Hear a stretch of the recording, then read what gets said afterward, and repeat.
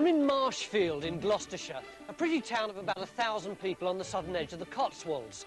Nowadays it seems pretty much of a backwater, but if you look carefully, there are hints of a much grander past. This is a very big high street for such a small place, and some of the houses look much posher than the others, even though architecturally they seem about the same age. So presumably there must have been a time when some people in Marshfield were seriously rich. So how and when and why did Marshfield turn out like this? Who are the people who built the posh houses, the moguls of Marshfield? And how did they make their money? Some of the local people would love to find out, and we've got just 2 days to help them get the answers.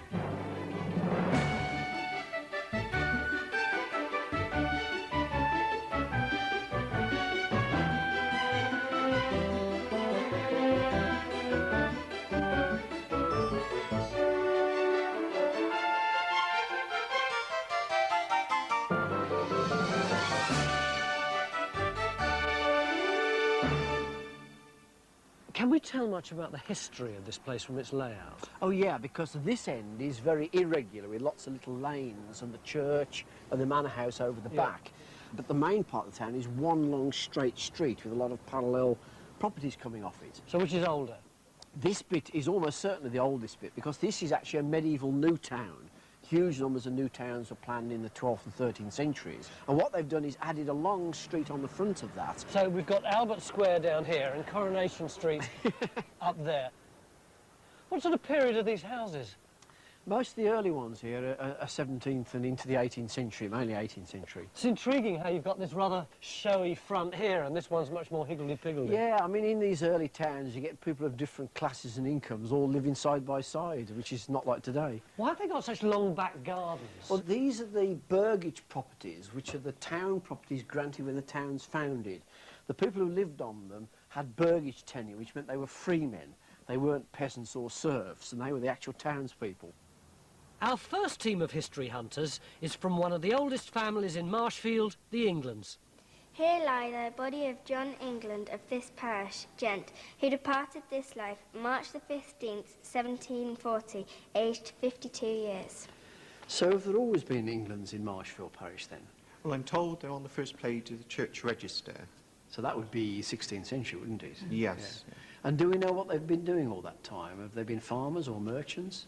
I only know back as far as my grandfather. Before that, I don't know, other than they've always worked in the village. Right, so there's a lot of research to do on the records then to show if they were either the most important people, you know, the moguls of Marshfield living in the big houses or not.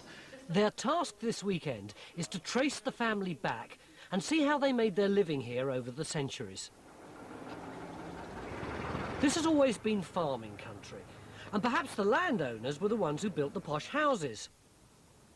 A mile from Marshfield is Castle Farm, the home of our second team of history hunters, Dick and Mary Knight.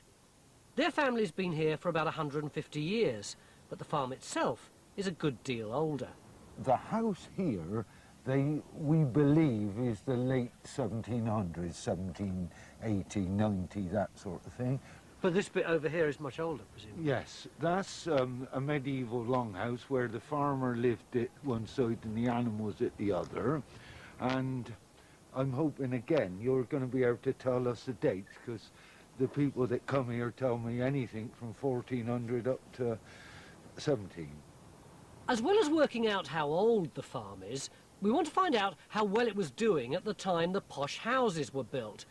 Maybe it was profits from agriculture that paid for them in the early 18th century. There's no one alive who can tell us the answer, but Marshfield's oldest resident remembers how very different the place was at the turn of the century. Tom Robinson is now 101 years old. He was born in 1897. How many were in your family? 11. 11 children? Yeah. The girls went to domestic service, and the boys did horticulture and agriculture. One went butchering. In Marshfield, when you were a boy, what sorts of jobs did people do? Well, there was only two things, for the majority of people, was agriculture and horticulture. We had 2 blacksmiths, 3 blacksmiths then. and three wheelwrights, and 2 harness makers, 2 butchers.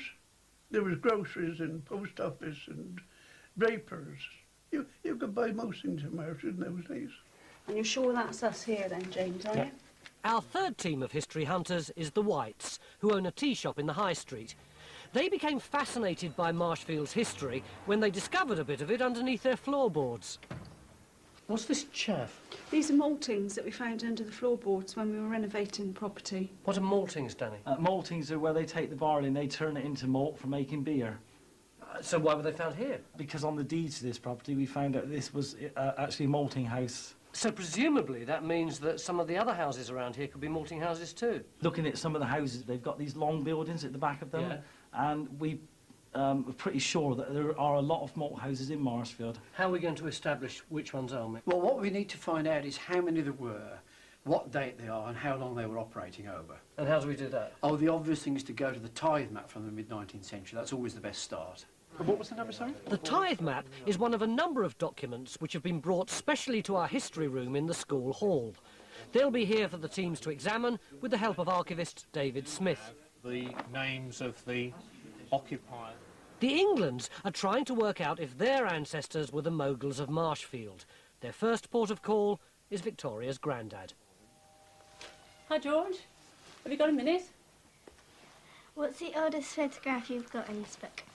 Well, the oldest one is pretty certain to be grandmother and granddad. And that was grandfather England and granny England. That would be about 1900 when that was taken. He was the boss of the fire brigade. He used to do hurdle making. He used to malt and brew down the weir. So malting was a major industry in Marshfield at that time? Oh, it was a big industry. About how many malting houses, any idea? Oh, I would think there would have been about 10. George's grandfather was born in 1837, so we've already travelled back 150 years into Marshfield's past, and 2 of our teams are finding evidence of a malting industry here. One of them, the Whites, are going to spend the next 2 days tracking down the malt houses. Helping them date the buildings is architectural historian Linda Hall. If you come into the gents' toilets... Actually, the answer lies beneath them, in the cellar. The ceiling beams are quite interesting. Well, I don't think I've ever seen one that's whole beams next to each other all the way along. Looking at the main beam with this quite big chamfer on it, it looks as though it may be 17th century, certainly no later. But we do actually have a dendrochronologist who might be able to come and take some samples from these timbers and actually date them. 2 of our teams want their buildings dated. So our tree ring dating expert Bob Howard is taking samples from timbers in Dick Knight's longhouse at Castle Farm and the White's tea shop. There could be a bit of competition between them when we get the results. But the real challenge begins tomorrow in our history room. From here on, they'll need the documents and our experts to find the answers they're looking for. So were the Moguls of Marshfield, the maltsters, the farmers, or someone else altogether? The hunt for the answers begins tomorrow. Join us after the break.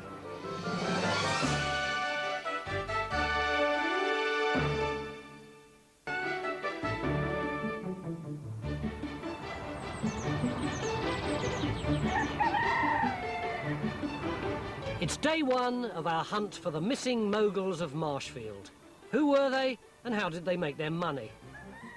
The Englands, the oldest family in Marshfield, have traced their ancestors back to the mid-19th century. At the History Room, they're trying to work out what they were doing before then, using the 1851 census return. George England. There he is. Where was he living then? The Nelson. The Nelson? Yeah, that figures. Yes. That figures. Right, brilliant.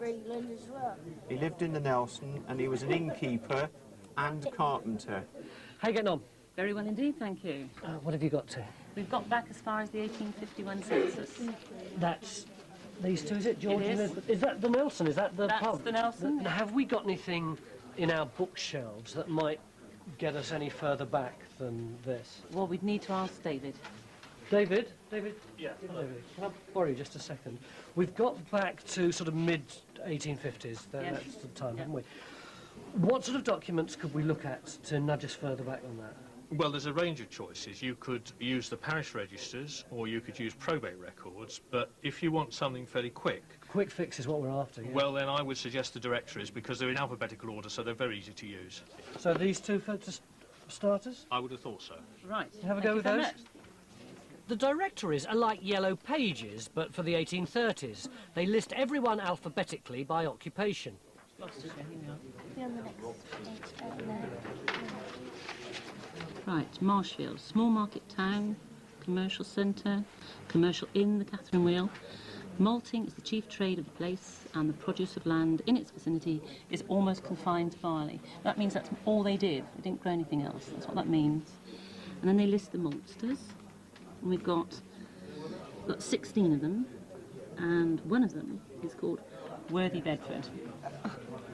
But none of them's called England. Their ancestors are listed, only they're doing other things. But growing and malting barley for brewing beer seems to be what made the place tick in the early 19th century. Yeah. One interesting thing about this map is it actually shows you what's arable and what's pasture in the form of colour, so it's much easier to see. Right. The Knights want to know if the barley, referred to in the 1830 Trade Directory, was being grown on their land. This estate map was drawn up in 1768 for the local landowner. Here we are, here's the road coming through West End Town. Oh, yeah. West End Town Street. There's the old green. Yeah, yeah. Oh, right, and that's the area of the farm. Yes. That's where the longhouse is now. So they're still arable, exactly, look, we've said they exactly are like now. We said. Whether it was profits from farming or something else which paid for the posh houses, we still don't know. What we do know is that the architecture is early 18th century, and that's when a new and highly influential figure arrived in Marshfield. In 1730, Christopher Codrington, who was the head of an extremely wealthy land-owning family, died, and he left his entire estate to a distant cousin in the West Indies. He was called William Codrington, and he set himself up in Marshfield, bought himself an aristocratic title, a few thousand acres of farmland, and the whole of the town.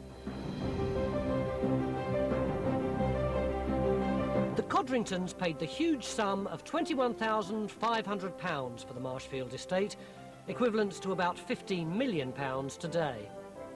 The lines on this field are all that's left of the medieval system of farming which the Codringtons ripped out in order to increase their profits.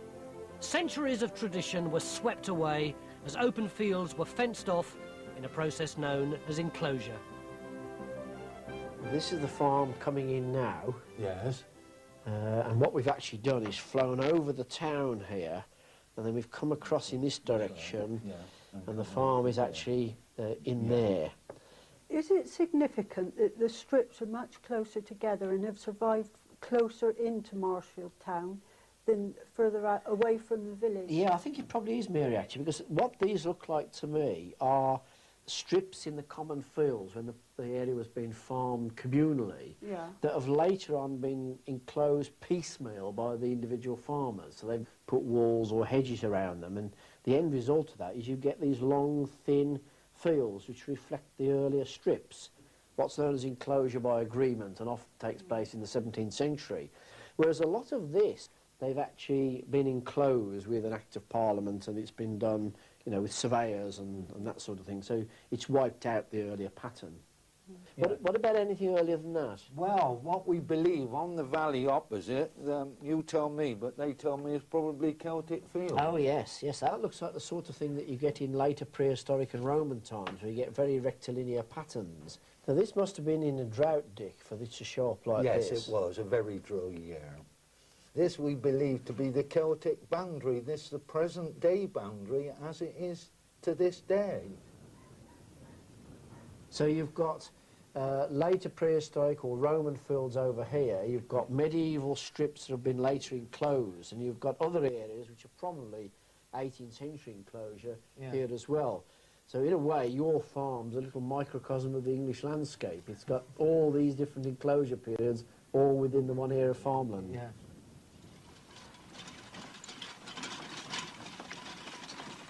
Throughout the 18th century, landowners developed new methods to get the most out of their land.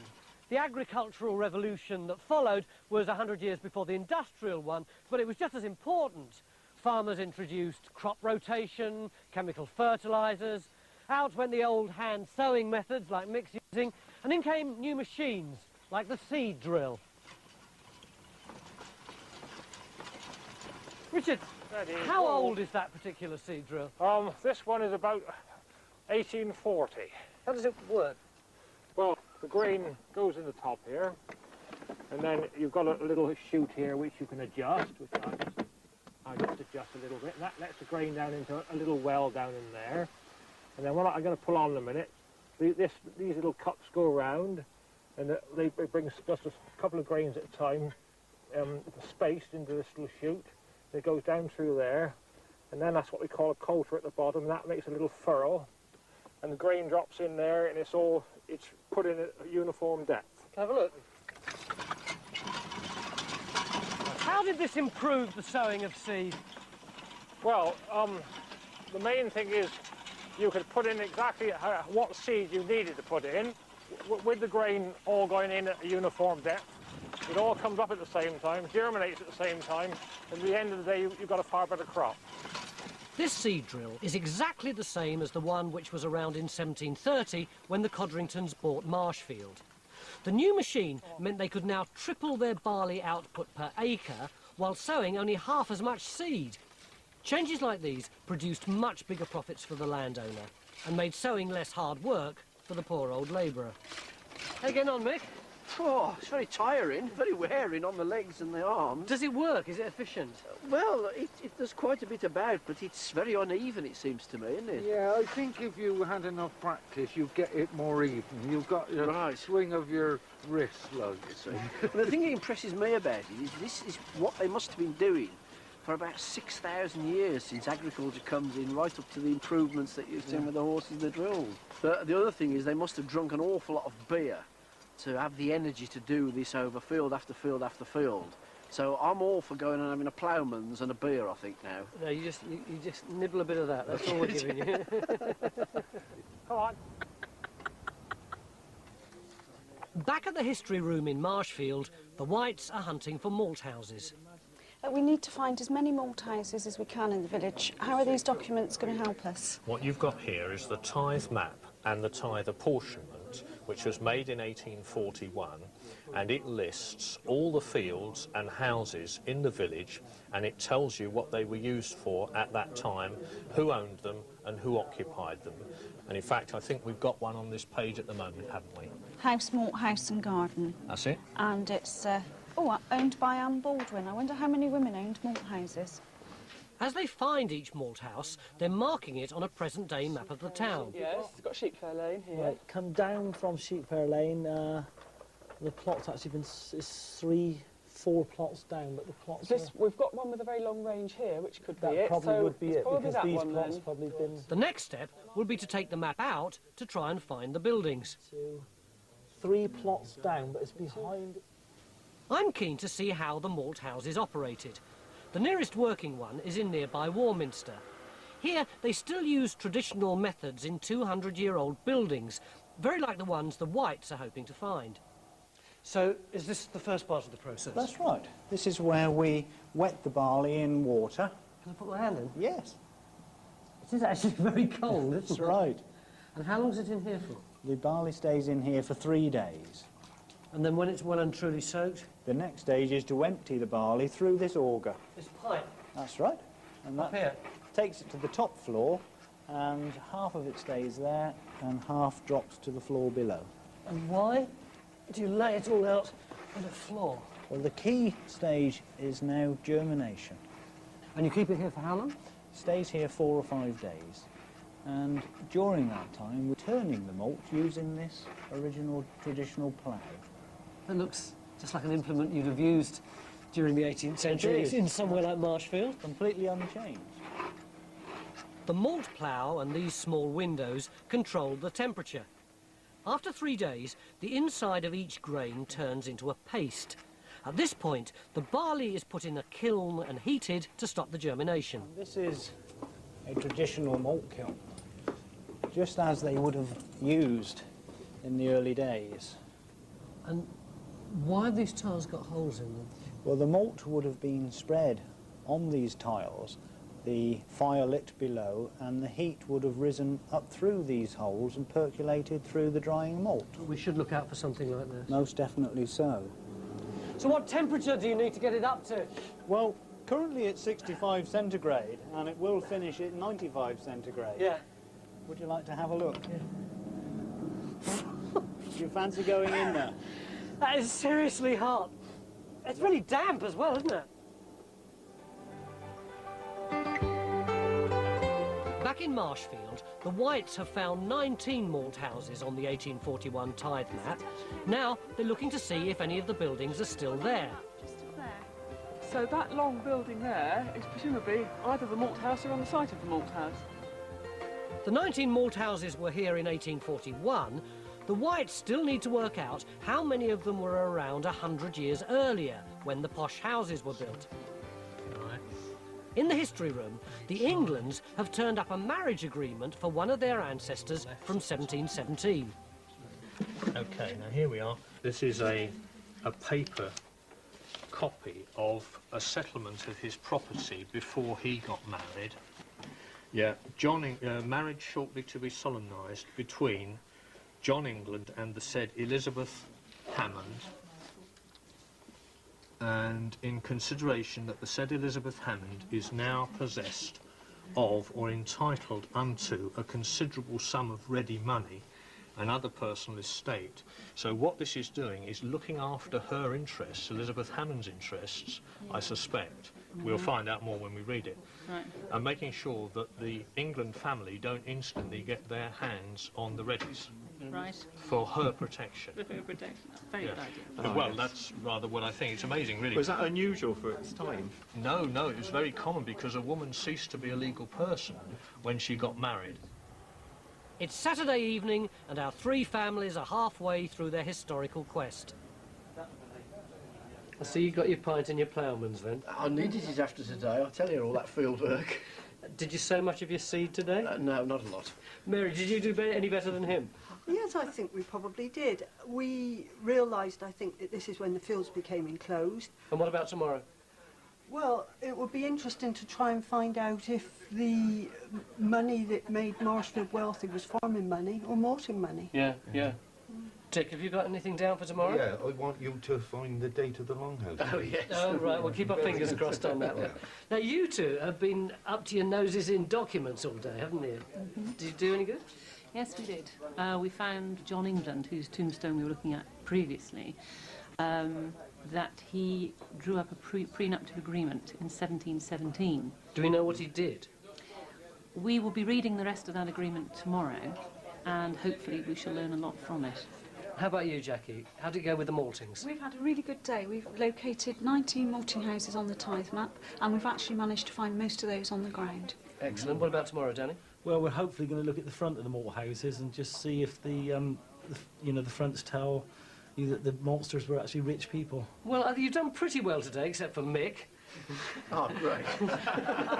And there's a lot to do tomorrow. Join us after the break.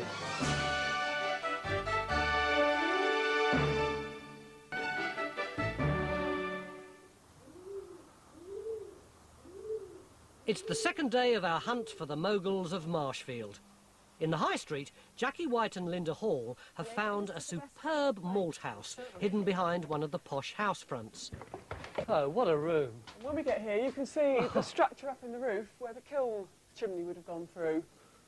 And would this have been split level like the one that I saw in Warminster? That's right, yeah, because we've got the beam here with the holes for the joists. Would have come across to the kiln.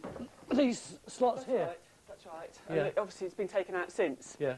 But you would have had the structure of the kiln in here, and then behind the tapestry, there it's the fireplace. Fantastic. That would have fed the kiln. And does it extend Yes, this way? It's a great long building all down this way.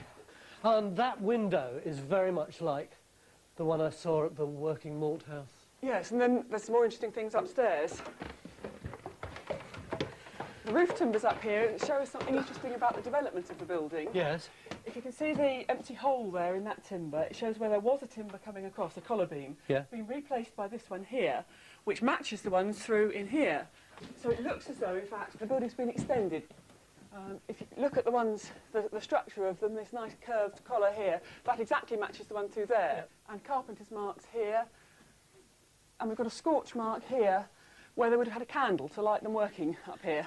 Have we any idea when it would have been extended? Well, it looks as though the structure of this looks 18th century and probably late 17th century, mid-17th century in the earlier part. Which might indicate that the early 18th century was the time when this economy was really starting to boom. Probably, yes, possibly, yes. Great, yes. I'll see you later on. See you later. Yesterday, the Englands found a 1717 pre-marriage agreement between their ancestor John England and his fiancée Elizabeth Hammond. They've now found a property lease telling them how he and his descendants were making a living. We got at the top, Great Britain, Ireland. 1752 it was half an acre, with no mention of malt houses. Yeah. By 1788 it's now grown to 3 acres. And on that land, a malt it's malt house has been built. Malt houses. The Englands had that property between those dates. But it's interesting that whatever he's doing, he's described as grazier. Yeah.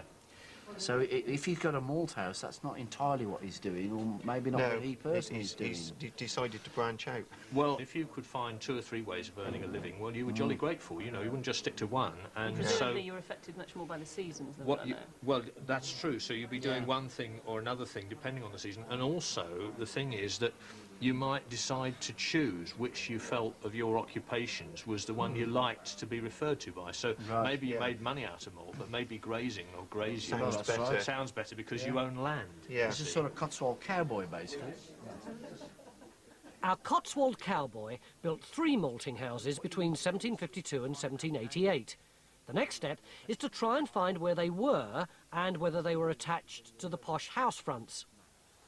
Yesterday, our tree ring dating expert Bob Howard took samples from the White's tea shop and Dick's longhouse at Castle Farm. Dick and Danny are on their way to get the results, but Bob's laboratory is in Nottingham, which is too far to travel, so they're off to Bath to call him by videophone. Perhaps I come to you first, Danny. Right. I've got a core here, see, and the reason I can be so precise about the date is that I've got almost complete sapwood up at this end, i.e. that's the last growth ring of the tree minus about 2 years. Yeah. And I'm going to stick my neck out a bit and say that those timbers were cut between 1638 and 1640. So I suggest that the whole building is sometime in the early part of the 17th century, i.e. exactly 100 years earlier than Danny's place. The date of 1640 for the White's tea shop makes it the oldest one we've found. It proves that malting was established here long before our Marshfield moguls arrived in the 18th century. The Englands have really struck gold. They found a book of leases from the mid-17th to the mid-18th century, but they're not just leases in it. They're also the names of the people and the names of the jobs that they did. About 200 of them, and 50 of them are maltsters. Mick? We started out with just a few maltsters, and now we've got over 50. Why? I think they're making it for somewhere else, and my guess is it's going to probably Bath, but certainly Bristol has a big market. So the beer's not going from here, it's the malt that's going from here. So it's not beer heaven at all, it's malt heaven? It's malt heaven, I think, yeah. So are these wealthy entrepreneurs, do you think? Well, we don't know that, but one way that we could check it out, and I don't, we should get them to do this actually, just to go up the street and look at the maltings and look at the houses and see what quality the houses are and see whether they can work out whether there's a relationship, that's where the money's going. To do that now? Yeah, I think so. Linda? Yeah? Jackie, could you come with us? Okay. We want to have the Englands have discovered that malting was a major business here in the early 18th century. Now we need the Whites to tell us if the maltsters had the posh houses. If they did, then we've probably found our Marshfield moguls. It's a nice bit of stonework, isn't it? I mean, this wasn't a poor, humble maltster eking out a living. No, this is quite good quality work. This is ashlar masonry, isn't it, Linda? That's right. Carefully cut. With very fine joints. Very fine joints. It's not rubble like the one next door is sort of really just coarse rubble, isn't it? Yes. Some of the malting houses further up the high street aren't that type of stonework. Well, I think it'll be useful to compare them all. Yes. I think before we freeze to death. go over and see if we can find The Englands are still finding loads of England maltsters from the early 18th century listed in the schedule of leases. There's one there. Daniel England of Marshfield. Definitely maltster, because it says so there. What they want to do now is work out which malt house any of them might have lived in. Meanwhile, our tour of the malt houses continues. It's this house here. Ah, this one? Yeah. Where does it start and where does it end? Oh, yeah. Well, we're not quite sure really whether it's this part of the building or whether it's more along there. Well, this end here looks like workshops, doesn't it, with this straight joint or a blocked-in doorway or something. That's right. There's a bricked-in doorway here. But it doesn't look a very posh, pretentious sort of building, does it? No, the only thing is there's a 17th century moulded doorway. This doorway here? That's right, yes, that's a 17th century moulding. Yeah. But all the windows are very plain and probably been redone later. Yeah. So, maybe you'd say not nearly as wealthy as the first one we looked at, but enough money to put a bit of money into the house. Yeah, it's a middling sort of property, yes. OK, average sort of average sort of property. Where's the next one then? Right here. Bill and Jenny need to connect names of maltsters with plots of land. They need a map. The tithe map's no help because it covers the period around 1840 and their list of maltsters dates from the early 1700s. You might be able to do it through the Mall Survey of 1768, which is only about 50 years further on. This volume here, you might be able to do it that way because of the names on the burgage plots. Right. This is a posh building, this one, isn't it? Is this a maltster's house? Not as far as we know. Right. So what do you think it could be? Well, it could be a merchant's house. Bill's got the 1768 map. He doesn't know which plot the Englands had, but he knows one of John England's neighbours is called Felix Moon. He's trying to tie up the plot numbers with the names in the index. Moon's A2, so it's on the south side, yes, and there's Tyler's and there's Moon's, so there it is. Excellent, I found it. A little further up the high street is the White's Malt House. Originally when we looked at it, we thought that the malt house was at the rear of the property, but now we're wondering if it actually ran parallel to the high street. It's another one of these low status ones, isn't it? Yes, definitely. There's no particular architectural features here. So we haven't found very many of the posh Georgian ones. No, not so far. One? Oh, one, yes. Hold on. Yes. Right, that's a piece of land with the malt houses where they were looking for there. So we're about a third of the way up the high street, so that's there. Let's bring in the more modern map here. This is great news. But is the malt house still here? Bill and Jenny need to try and find it on a modern map of the town. Right, so if we go from Sheepfair Lane. There, Sheepfair Lane. Ah, right, so we've got that bit from the lane there. OK. Yeah. It runs up straight. There's the little step in, which has been infilled. So it's this side of the step. There it is there. That's a reading room. So that's where it is, that plot there. And there's another clue. This tiny surveyor's mark on the map should be somewhere on the front of the building. The Whites have no idea that the Englands are so close on their tail. Got several malt houses grouped together now. Oh, this is a nice one, isn't it? That's very nice, isn't it? That's a very grand house. Much taller than the others, isn't it? And then just... Yeah, hang on. Right, we've just discovered that the Englands had a malting house in the high street. We're wondering if you've already found it. Have you got it on your map? Have you got... It's here. It's here. This one here. It's just after the reading room. See the spot height there for the Ordnance Survey? Here? There? Yes. Yeah. Well, we haven't got one marked there. You haven't got anything there. Shall we go and have a look at it? Yeah. Where is it? It's just up here on the left, Tony. Right, come on. So the gang gets bigger. If we can find the surveyor's mark on the front of the building, that'll clinch it. We're looking for Yes, we're looking for a benchmark, Tony. benchmark. Yep. Right. On the front of building. this building somewhere. Yeah. Down here somewhere. There it is on the end. Where is it? On that end stone, look. See those three three little marks. Yeah, That's This the one. house. That's the house. This house here? Yeah, I think you better go and knock on the door, Very Tony. grand. Massive. Why do I have to do it? Because everybody knows you, Everybody Tony. knows you. So this is your ancestral home, is it? Well, it was Would the home appear of John so. England, yes, back in 1717.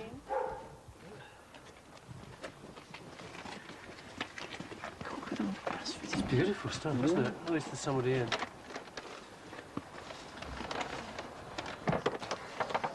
Hello. Hello.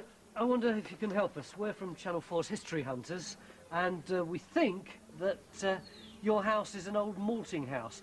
Do you think it would be possible for us to get access round the back? Have a look. Right now, Jackie, we need your help, because we don't know what we're looking for. Yeah, what are the features of a malt house? We're looking for something fairly long and low with lots of windows along the side. So could that be it? Well, it could be the remains of it. I mean, it might have continued further and been truncated. To where the garden wall is, perhaps. Well, this one could be that, but it could have gone on. It could be. Is that about the right width? I should think so, from the ones and we've there's seen. the window yes. high. Looks like there might be a blocked opening underneath that tall window there. What about these then, Jackie? These, Where is she? these little holes. Holes. Yeah, they would be the holes where the hot air came through. And presumably these others here. And these go on behind this wall up here.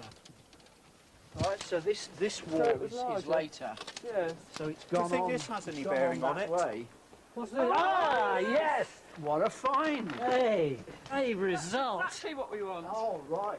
That's great. There's a kiln tile. Yeah, this is exactly like the ones that I saw Yeah. in Warminster. Now, I wonder if it's in this area here. I mean, you can work this out from the holes, or whether it's actually in that building there. That's right, we really need to go inside and Do look. we need to go in, do we? Right. What, through here? And the other thing is, of course, the barley has to be steeped in water. We haven't actually looked for any water supplies yet. Are there any wells or anything connected with these? Hello? Oh. Oh, hello. Look, Mick. Oh, look here. Mick, come here, look. Oh, that looks like a well. I think it is. Mrs. Alford? Is this a well? Yes, certainly is. Have a look. Can we? Yes, have a look. Thank you. Don't fall down. Careful. Cool. Blimey, look at that. We need a light, don't we? How deep is it? I was going to say, that looks about 30 foot. Yeah. Oh, yeah. Really? Ooh, look at that. Look at that, yeah. It's impressive, isn't it? Is the water all right? Oh, it's wonderful. We've made beer from it, and it was excellent. Great. One of your ancestors must have chucked a bucket down here a few times. Yeah. So we've got the well for the water supply. And there's something else in here to look at. Great. Thanks. Look, in the floor here, there's a millstone. Yes, yeah. Brilliant. What has a millstone got to do with malting? Well, once the barley had been heated and turned into malt, it then had to be ground so that it became a powder that was then put into the liquid to make the beer.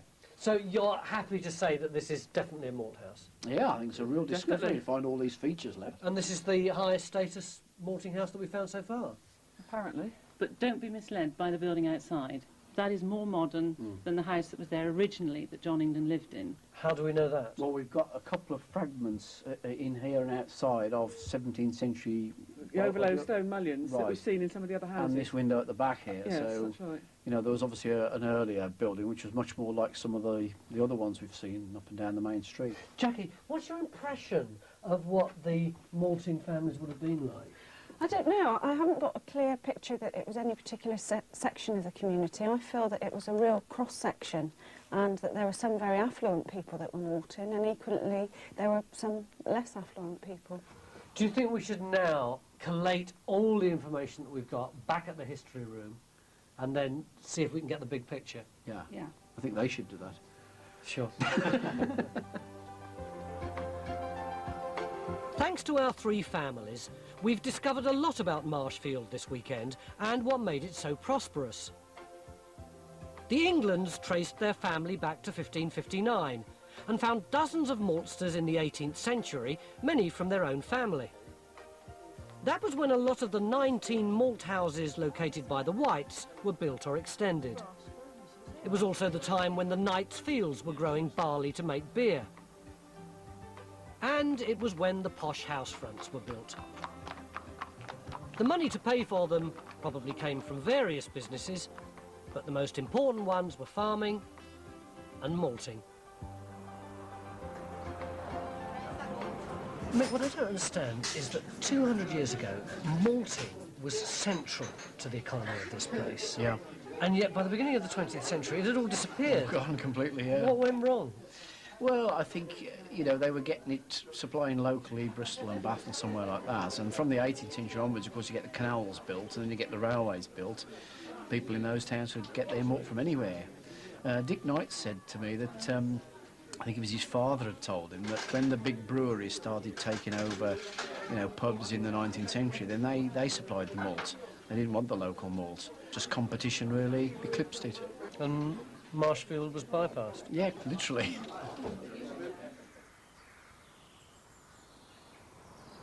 In 2 days, our families have come up with more connections and more dates than we could possibly have hoped for. But we want to give you just one more date. It's a hypothetical one, but let's suppose that the year is 1730. The malting industry in Marshfield is at its height. There's maltsters everywhere. The Codringtons are here, the Whites are here, the Knights are here, the Englands are here. And on Boxing Day 1730, the Marshfield mummers were here. Goodbye. It's all the noble Welshman, I heard the people say, as I rode up to London all on St. David's Day. Fa la la, fa la la, fa la la, did I go.